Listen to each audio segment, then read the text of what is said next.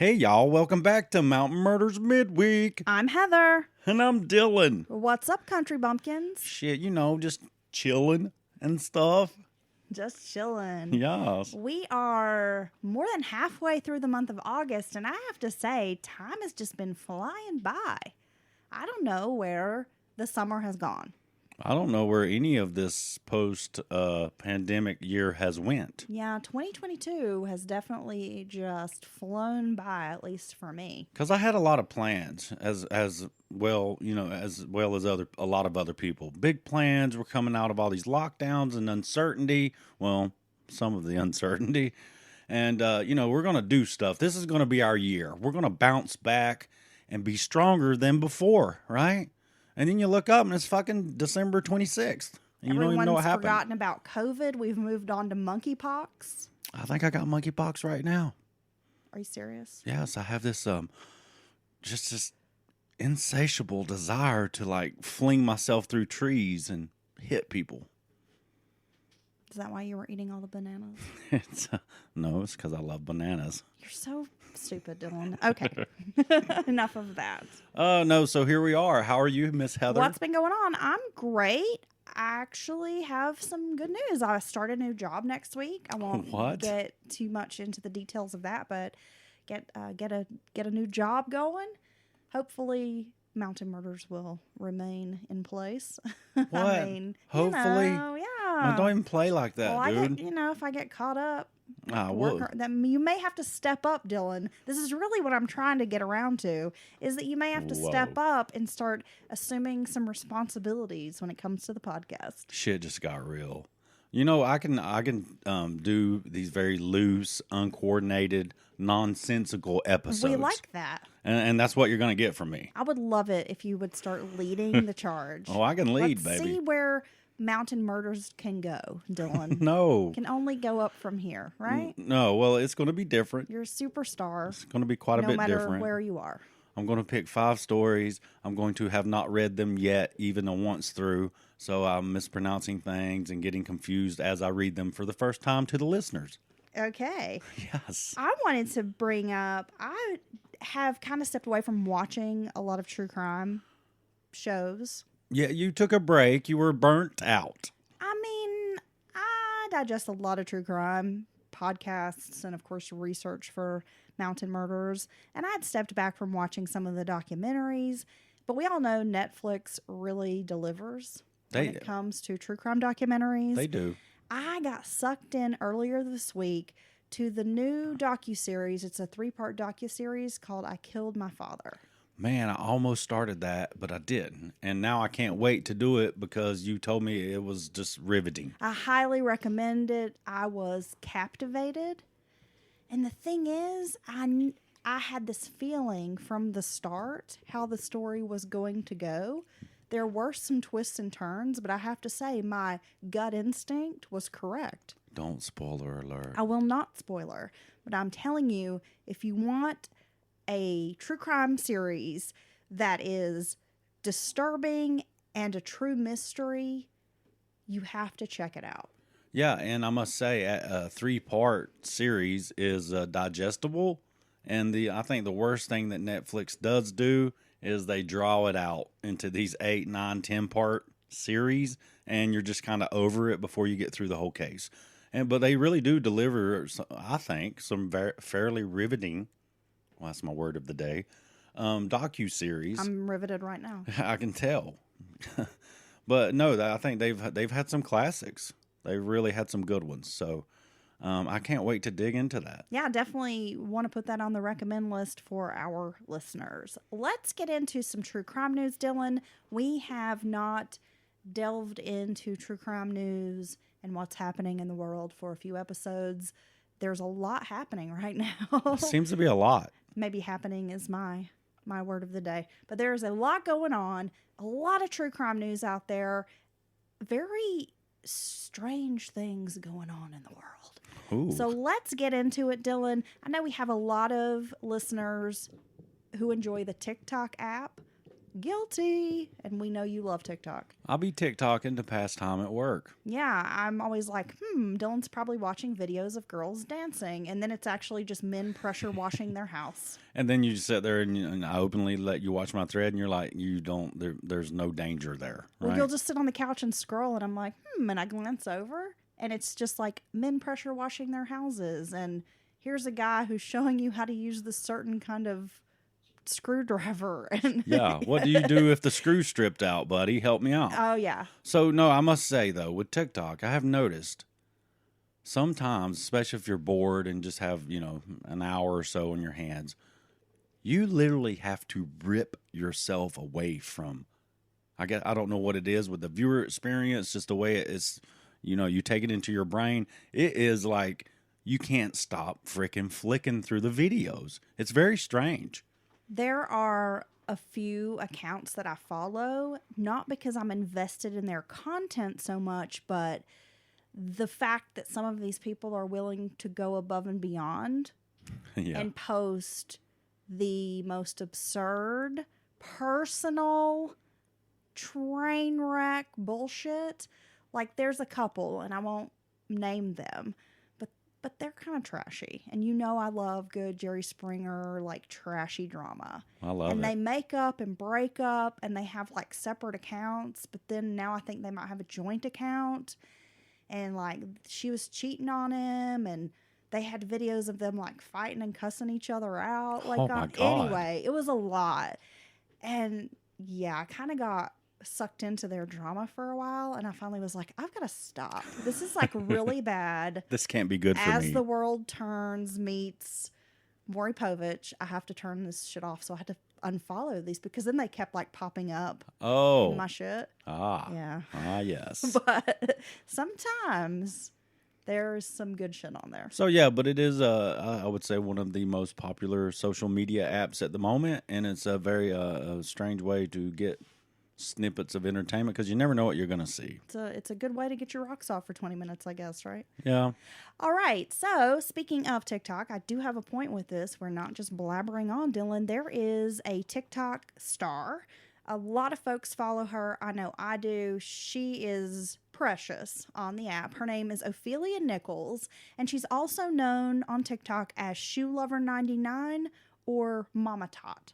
Huh, she loves shoes. Who doesn't? Interesting.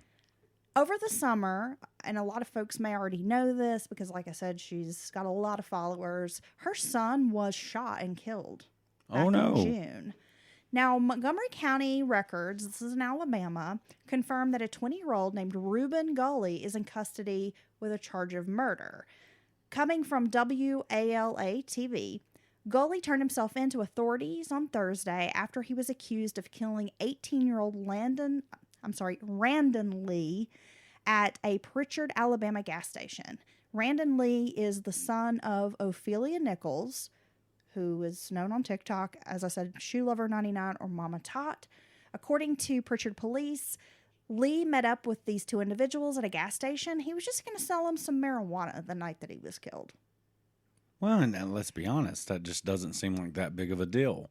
But unfortunately, if you're still dealing in the black market and you're not in a legal state and you're not in the green industry, you open yourself up to robbery and all kinds of things that can happen. Shortly after this transaction, he was allegedly shot by one of the suspects inside his car.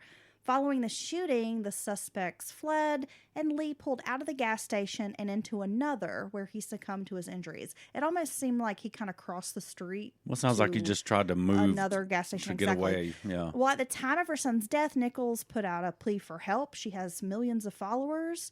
She said she almost had 7 million people that followed her and that somebody had to know something. It was really sad. Between tears, she made a statement about how it was her son's 19th birthday and how he was taken away from her the night before he turned 19. He was taken away from her children, her husband, her family. He was murdered and shot. She said, quote, hatred in my heart, that she had hatred in her heart that she didn't recognize. I've never felt hate for anybody. This individual took my son's life. He was just 18 years old and part of somebody's life. And I know they're out there. They're out there living and breathing when my son is dead. It was the saddest video. It's very sad. I did happen to see that right after, and it was heartbreaking. Gully was denied bond, and it's unclear if he is going to plead to the charge or retain an attorney. I don't have that information yet. But finally, someone has been arrested in that shooting. Well, good. And as we always say, maybe at least Mama Tot and his family, the rest of the family, can get some kind of a closure and a sense of justice, maybe. And it's very unfortunate because this happens so often in this country. These young men, typically young men, killing each other. And it's terrible because it's literally a war on a whole generation. Well, when the first instinct is to draw guns Yes. and take it to that level. I mean, it's not to say that for years and generations people haven't gotten into fights and there were shots fired or that people were killed by gunfire. But it does seem like back in the day, if you had a squabble with somebody, people settled it. I mean, maybe it's not in the best way, but they would maybe fist fight. Yeah. And something, you know what? I'm always... Get into a scuffle.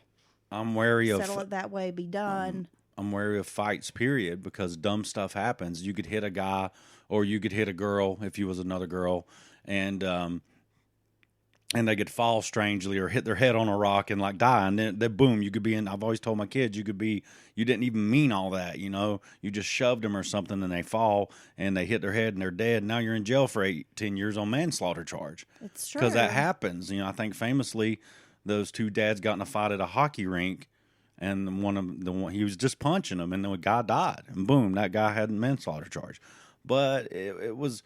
I don't think that's the usual circumstance. And I'm No. not advocating fighting. I'm No. just saying, back in our day, back in like our grandparents' day, It right? makes us sound old. Well, we are old. And it sounds cliche, but what you're saying People is might right. have words, get into some sort of squabble, confrontation. A few punches might get thrown. Somebody might leave with their ego shattered and a black eye or a bloody nose, a Yeah. busted lip, but at least they left with their life, is what I'm Right. saying. And today, it just seems like the first instinct is to pull out a gun and shoot somebody. What's and that is true. a very fucking scary thought. Yeah, I mean, you've heard stories in the past of people going outside the bar or whatever and fighting, and then, you know, buying each other a beer, that kind of shit. You know, it's a lot easier to kind of let bygones be bygones if it is just a fist fight or something like that. But once you introduce a gun into the mix, everything is ratcheted up. You know, the consequences, all that just go sky high. And I don't know. Everyone's just so quick-tempered these days. Everybody thinks they're right, and nobody wants to stop for a moment, listen to any other opinions, hear someone out. And I don't know the don't exact know. circumstances of this case, of what transpired there in the parking lot, but I guarantee it was some dumb shit.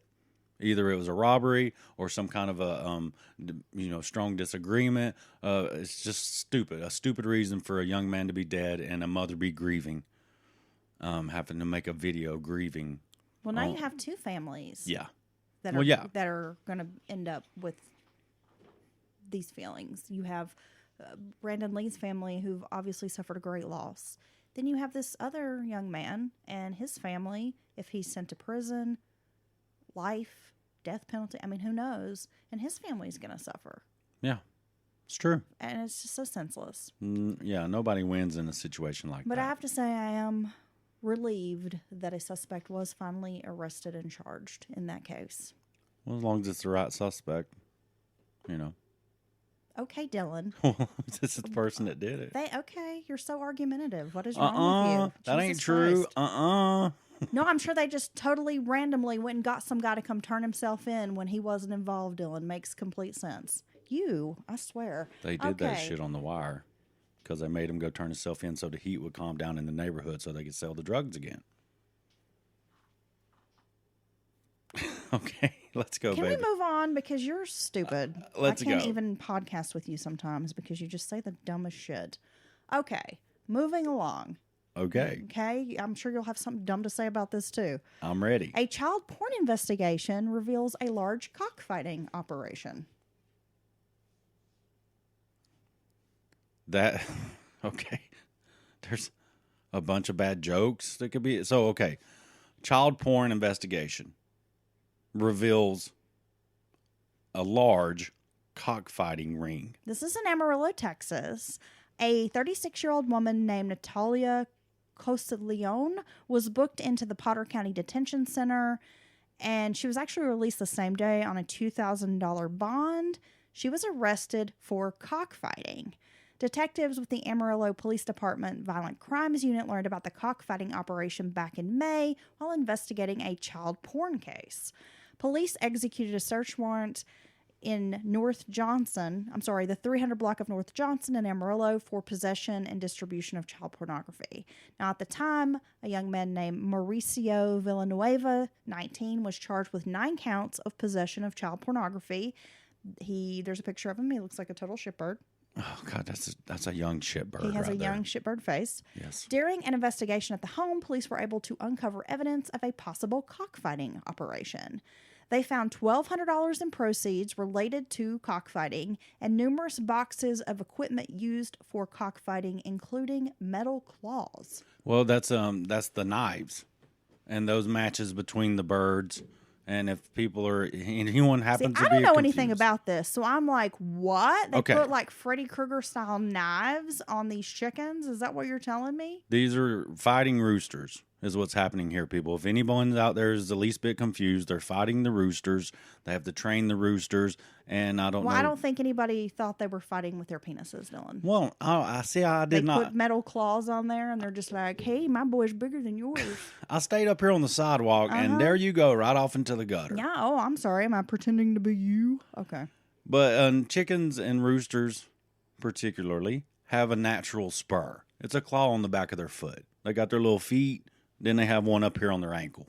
Okay? They have their little talons. Yeah, and what The they chickens do, have large talons. if you've ever been on a farm or in a country and had a chicken or rooster get after you, they will cut you. They get you pretty good with those. Yeah, I want to lock you in a pen with an angry rooster. I will fuck that With rooster up. You were going to fuck the rooster? I will fuck it. Stop. That I will is fuck the rooster up. very inappropriate and illegal. So what they do, and then they'll battle it out. Probably shouldn't tell people that. They'll go up in the air and they fight, whatever. They're hitting each other with their legs. What they do in these knife fights, or whatever you want to call them, is they put basically like a razor, like a strap to the back of their leg.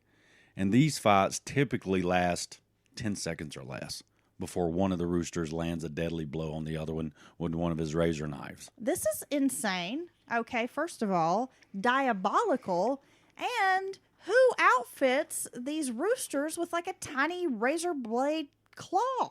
Now, the question I have from this. How do you get the rooster in a position where you can even attach this razor blade claw? You got to handle them. And I've never done this. That rooster could fuck you up. I've never done this, folks. I've never fought any animal. It's not my thing. I would Probably not want to because be the part of animal it. would kick your ass.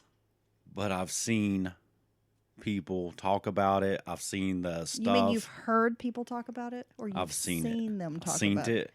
And if you go by a house out in the countryside and you see a bunch of little chicken hutches around and they're all separated and they all have one rooster in it, those are fighting birds, okay? Because they can't even be amongst each other because all they want to do is fight. There's probably some farmer out there listening right now like, shut the fuck up. that's not what we do with those roosters at all, Dylan. Okay. Or maybe they're just breeding them. But anyway, what my question is, the money found, the $1,200, was it in an envelope marked cockfighting proceeds? Like, how do they know if that's where the money came from, guys? Come on. They were also able to collect multiple containers that had different antibiotics, drugs, and medications known to be used on roosters and chickens that are involved in cockfighting. Yeah. Animal management and a welfare group seized 21 roosters and hens at this location. The American Society for the Prevention of Cruelty to Animals noted that cockfighting is a blood sport in which 2 roosters specifically bred for aggression are placed beak to beak in a small ring and encouraged to fight to the death. While cockfighting is illegal in all 50 states, it still persists across the nation. And the ASPCA noted that 44 states classify cockfighting as a felony, while 43 states classify attending a cockfighting event as a misdemeanor. Whoa. I didn't know that you could be arrested for attending the fight. That's also true for dog fighting, I believe. Is it true? Yeah. Well, I mean, look, you're going to watch this stuff. It's criminal. Not only is it criminal, it is it's animal abuse. I mean, honestly. Well, And it's terrible. yeah. So I don't know why anybody would want to participate or attend an event like this. And if you don't go, if you're fearful for going because of catching some kind of a charge, then people don't come to see it. Then it doesn't happen. But it's happening. It's happening right now. It's happening somewhere near us. You think there's not? You've seen plenty of fighting roosters around here, bud. My God, county over is called Cock County, Tennessee. I don't see a lot of roosters in general. I'll be honest. You just ain't looking right. Well, there is the one here in the neighborhood, but it mostly just crows. It's a very confused rooster. Oh, he's just a domestic. He yeah, never he's okay. crows like early in the morning, but he crows in like the middle of the day and in the evening, like at the most inopportune times for a rooster to crow. His name's Ted. He's not a fighter. It's really strange. He's a lover. Yeah, apparently. It'll be like 3:30 and Ted's just like, cock-a-doodle-doo. I'm going to check the mail. And I'm like, what the fuck, dude? Just letting you know, it's 12:56. Just let you know, it's 3:30. Got to get them kids from school. Okay, so here you have animal abuse, and there's someone out there listening that is into this, or grandpa did, or dad did, or whatever. You may have separate feelings. I don't like it. I would never support it. That's just me. And I know Heather wouldn't either. Because I could never see anyone preparing Rufus for the dog fighting ring. Okay? I just couldn't. But he would dominate. Let me tell you that. In his weight class. No. But anyway, child porn. These people have images of child porn at the very least. It just sounds like everyone at this residence is like a fucking scumbag. Well, this is criminal activity. This is shitbirds. This is multiple. It's a nest. Yeah. A nest of shitbirds, which we've discussed before, but it seems like there's an infestation in this 300 block of North Johnson or whatever. All right, moving along, Dylan. There was a mascot at a peanut festival that was forced to change after the outfit was deemed too phallic. Okay, so his peanut costume looked like a dick? Is that what I'm getting out of that? Yeah, so there was a peanut festival. This was and I'm going to butcher it, Haboticable Sao Paulo. Wow. I know. Okay. Sao Paulo? I mean, Sao Paulo. This sounds like a really hard one. I feel sorry for you. They organized this festival. There was a whole committee. They issued this costume for this peanut mascot to wear. Okay. It went through an approval process. They decided it was a wearable costume. It came from like a little cartoonish design that someone drew up. Oh, that's cute. We'll let the mascot wear that. He was bandana clad, and they were like, okay, this is like a cute little peanut, right? Yeah. However, the end product does not look like a peanut. The accidentally phallic costume made quite the splash and caused a stir and has gotten a bunch of views on Facebook. Some people think it's funny, giggle at the sight of it. Some people say they were crying, laughing at the sight of the costume while they were at this festival. Another person said, glad the peanuts didn't taste of what the doll looks like. Wow. Ooh, edgy. A third person said, is it just me or am I staring at seeing a dick that's a peanut? Direct and to the point. Someone else said, ironic, right? Peanuts are an aphrodisiac. And this one looks like a, Wait, are peanuts an aphrodisiac? Well, I don't know. That's what somebody said. Anyway, I guess this snowballed at this festival. People complaining and like laughing, making these comments. I can't find it. I want to see it so bad. I will show you. Until they decided to chuck the costume, they were going to alter it for the next peanut festival into something that resembled more of a peanut with like a shell, more proportionate. Okay. That it could have the hatch markings on the peanut so that people could know it was a peanut. Yes, you need all these things on the peanut costume, folks. You can't just have a brown, round-headed, round-ended nut. Okay, I will describe this peanut costume. It is it has like a heavy bottom. Okay, so kind of Oh, wow. Is this the a base? heavy bottom, yes, and then it kind of narrows at the waist and then goes kind of straight up and then has a bit of a bulbous head. Oh, my God. It sounds like a penis It- that you it- described. It looks like a dick. Okay. I don't know. Oh, I don't know if this is very criminal, but it's quite criminal, Dylan, to make your peanut look like a dick. oh, let me see it. Oh well, I'll have to get the picture back up again. Oh, I'll okay. show you later. I'm sorry. Very unprofessional. Yeah. Wow. I can't show you that right now. Okay. What would you do if you were at a festival and you saw a mascot that looked like a dick? Well, I would laugh, obviously. Would you be offended? Would you make your children cover their eyes? Well, man, in that situation, I think we could all maybe find it funny, especially if you have little ones. Maybe you're going to think it's offensive, but let's be honest, people.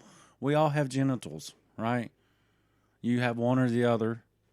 Oh, of course, you don't want to get into all that, but we've all seen genitals. We're around genitals.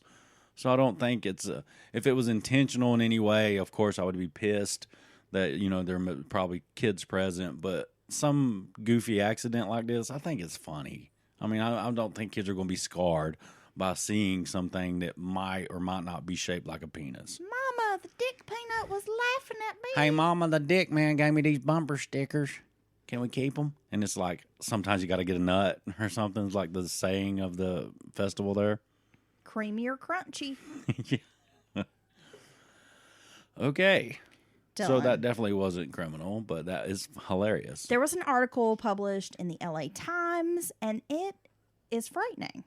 Okay. Anyone who's had a bad neighbor experience, it sucks. Yeah, it's a nightmare neighbors or neighbor from hell. Right. Because here's the thing is, even if you rent or own, it's not easy to move in any capacity, especially if you own, because you got to sell the house, all that stuff. It is you're almost stuck with this Well, and person. when you buy a home, Yeah. typically it's like your dream home. Right. It's the home you want to raise your kids in, have a family in. You're thinking, I'm going to be here for some time. It's an investment. Yes. You've probably tied up most of your life savings into this property. Maybe you've been there for some time. You've landscaped. Maybe you have a nice pool area, fenced in yard for the dogs, whatever. Well, it's your dream space, right? And it's not easy to change that space or move. And then here comes this neighbor, hell-bent on making your life miserable. Yeah, and is this the article you forwarded to me earlier Yes. today? Yes. And we can attest, when Dylan and I were first married and moved into an apartment together, we had neighbors from hell. And it always starts out, well, sometimes it doesn't, but sometimes they're like, you think they're going to be okay or something. And, but then you quickly find out that they are just off their rockers. Yeah, initially we were like, okay, cool, we'll be friends with these people. And then it quickly turned sour. Yeah. And then when we finally had had enough, and I was put my foot down like, you need boundaries, basically get the fuck out of my face, it went very sideways. Yeah. Real quick with these people. When I read this, I was like, oh my gosh, to me it's such a fucking nightmare, Dylan. I suppose that's why they call them, nightmare neighbors. This fella, Yucatan Everett Mason, lives in Long Beach, and he said that every time he came home to his apartment complex, he would say a little prayer. And that is because he has a downstairs neighbor in a complex on East 2nd Street who for months had terrorized him and other residents with racial taunts and late-night harassment. Her name is Lorene May Lake. Okay. And he called her a demon. Lake is 58, and she was charged this week on Monday with 6 counts of criminal threats, 1 count of violation of civil rights over her unneighborly behavior, and a few other charges, according to the LA County District Attorney. Investigators also found a firearm in her apartment. However, this arrest that took place on August 12th by Long Beach police came after months of multiple residents agitating the police and the property management that they needed to do something about this woman Lake. Well, I don't understand why no one's doing something about this. Especially, I think it's even more so on the management there than the cops, because cops come and they have to basically go by the law, and if they didn't do this, and I hate to inform people, people have to get pretty out there before cops can actually do stuff or are willing to do stuff usually, right? Mason is a writer, and he kind of came to spearhead the effort to stop this harassment that he and the other residents were receiving at the hands of this woman. And when nothing seemed to be getting done, he took his complaints to social media, even going as far as posting videos of Lake's menacing behavior. One of his videos got picked up by TikTok, an account at Tizzyint, whose video by Tizzyint, or whatever the share, ended up racking up about 500,000 views. So, people online were like, we've been seeing more and more stuff like this, and it's good, that people can kind of post it because they're not getting any help. Yeah. I mean, you would expect the apartment management people to deal with this. Because this woman, from what I took from the article, she's going beyond cussing or just being an asshole. Yeah, so Mason said that when he first had an introduction or whatever to Lake, he got bad vibes from her and decided to keep his distance. Plus, he had heard stories about her behavior.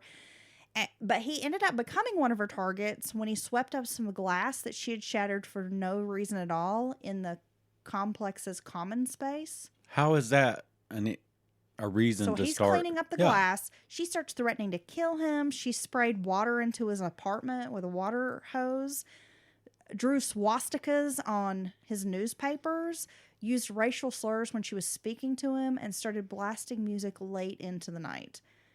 Every time that he would call the police or the property manager, he almost got the feeling they were waiting for him or someone else to die or get seriously injured before they would take it seriously. Yeah, that's not okay, because this person's threatening people with physical harm, brandishing knives and things like this. She's being going abusive. A step beyond that, because Mason called 911 on Lake, and she bit him, spit on him, and called him a racial slur. Then she said, "This should go around your neck," while holding a hose in one of the videos that he recorded. Then she calls him a racial slur and is like, "What are you going to videotape this for? The cops aren't going to do shit." So she's a white woman. Yes. And he's a black man. Yes. Okay. Lake, okay, so he called the police over 20 times reporting Lake's behavior, and nothing happened. Look, I don't advocate violence between any people, but I would protect myself. I would hit that woman. I'm here to tell you, if she did all these things and then bit me and was in my bubble, yeah, I would shove that bitch would get shook and shoved down at the very least. I'm not just going to stand there and be like, "Oh, I wonder if the cops are going to do anything about this." Man, fuck. Well, I wouldn't have to, because you would have went to this bitch's ass. Wow. Okay? My wife would have handled this. That is horrible. Another resident, a 29-year-old woman named Raquel Sepulveda,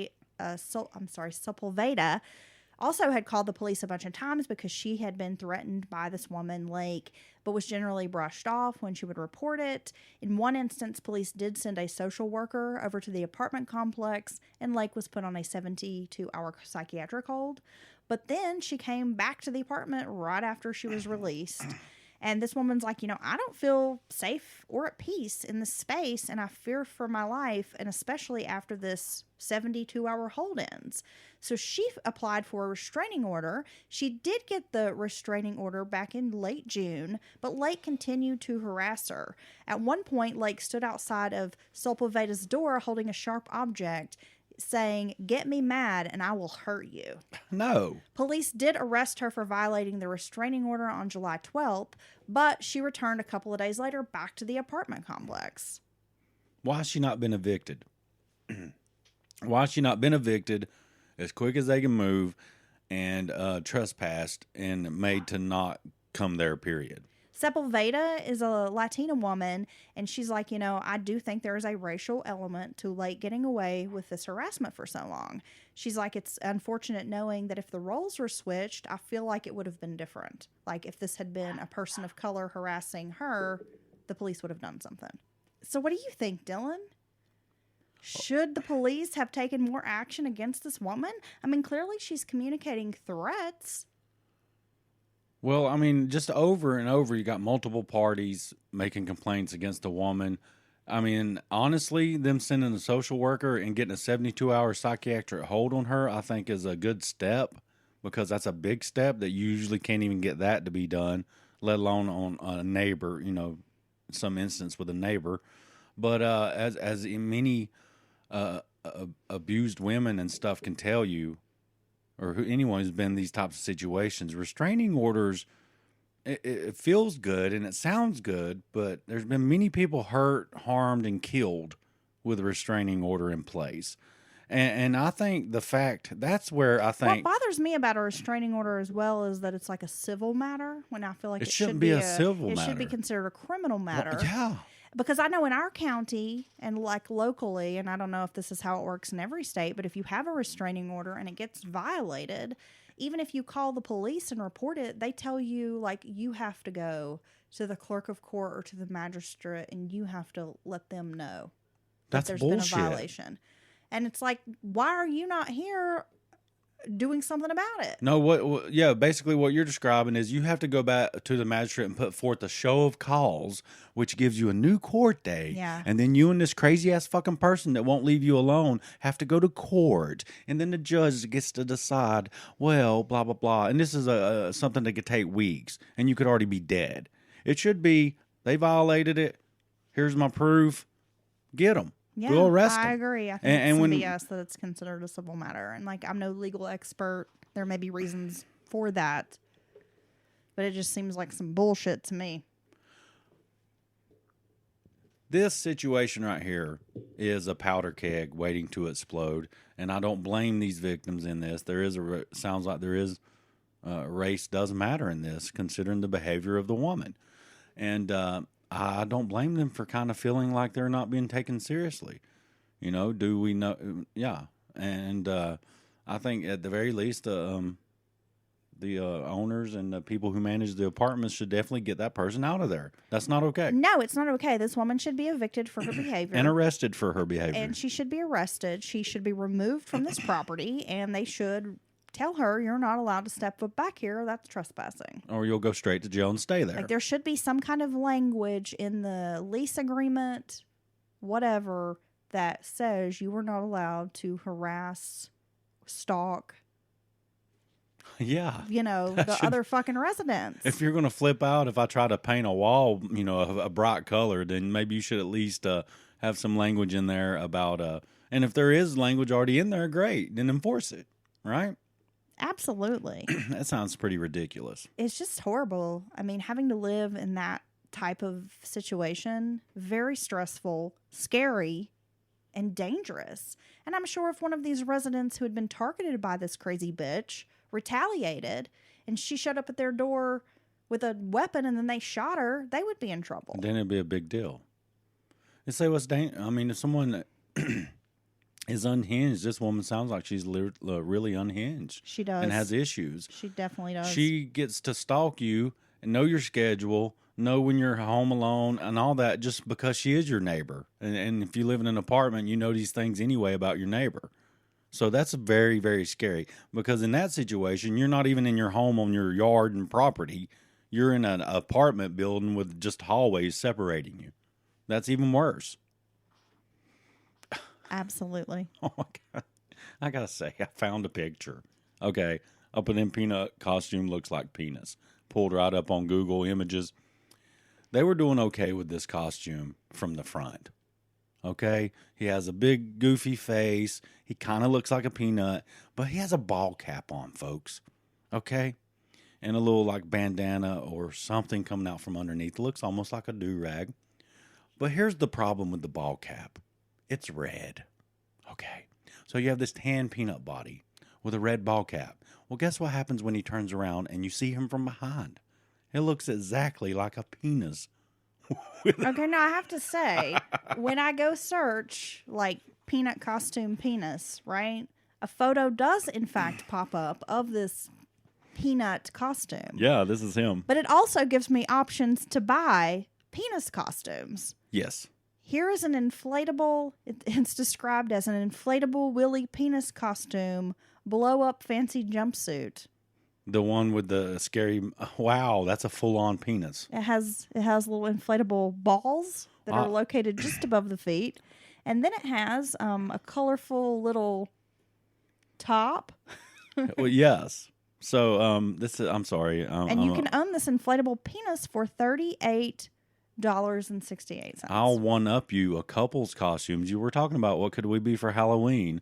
It is a penis costume that she wears and then a vagina costume that he wears.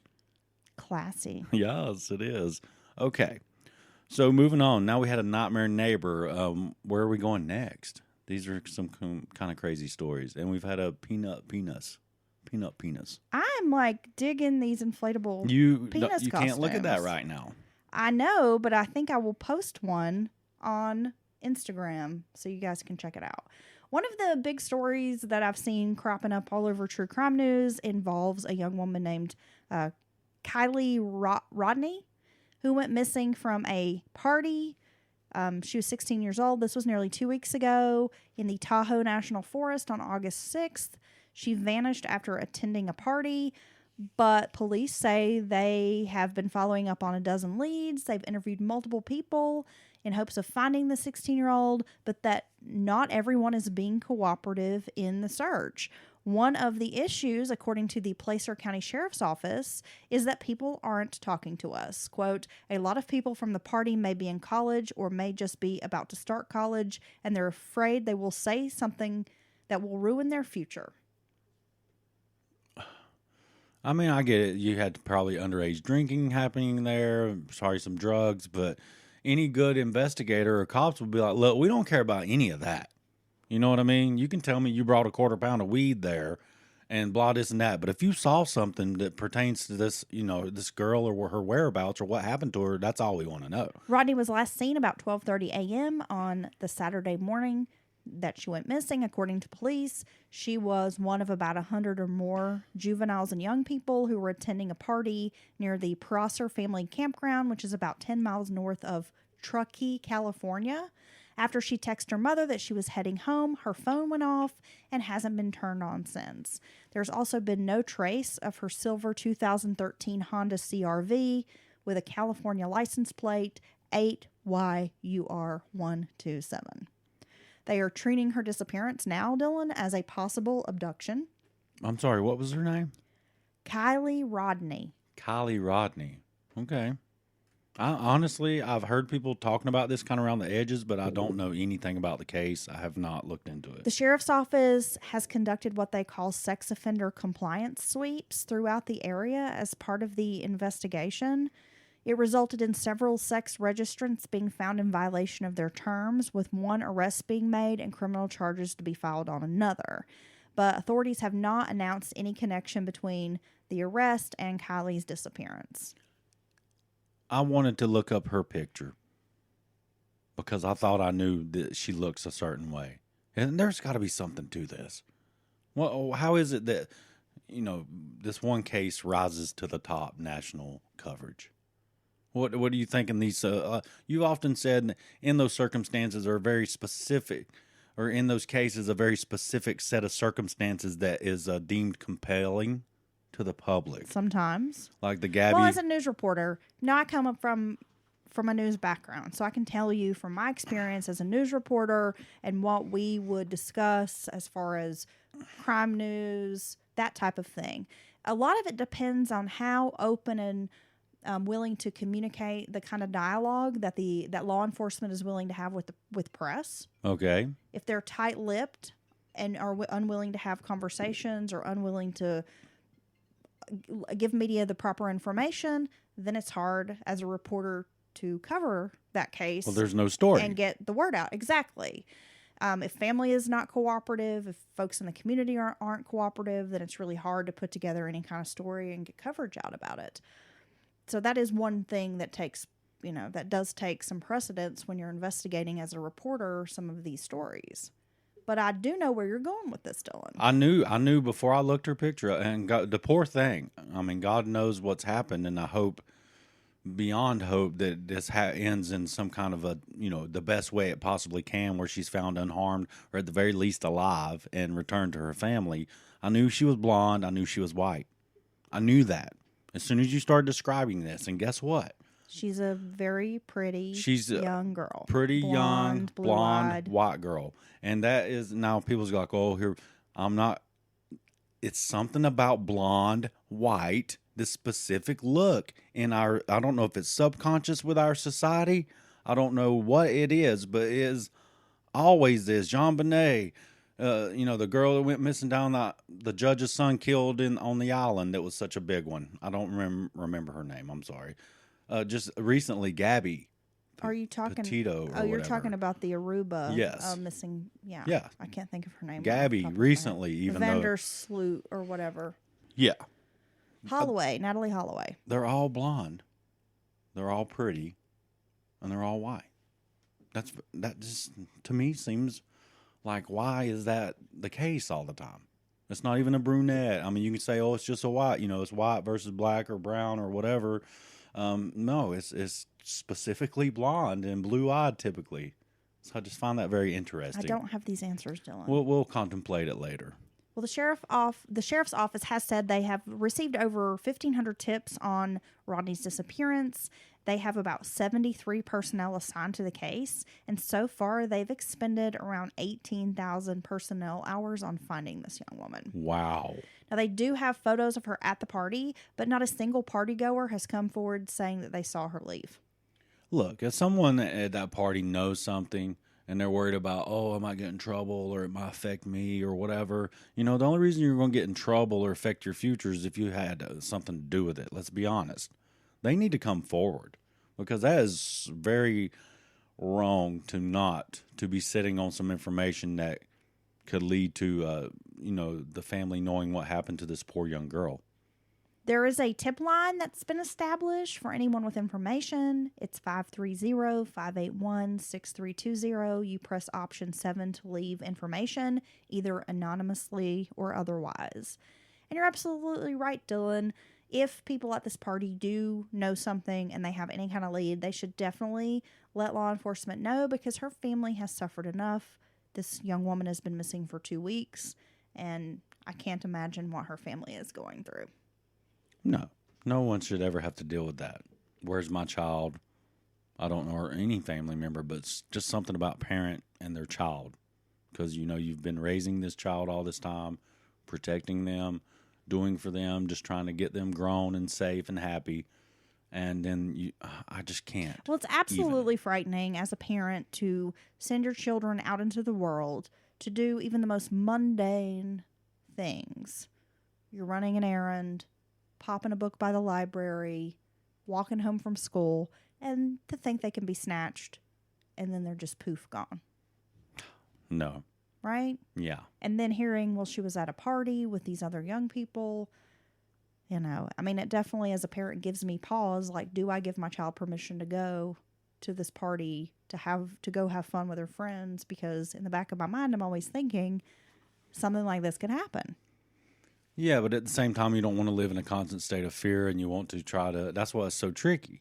Because if you could just lock them in the room directly next to you and have some big mean dogs in a fenced-in yard outside your house and just sit there with them 24/7, that might be your safest option in your mind. But you got to let them live and live life, and you don't.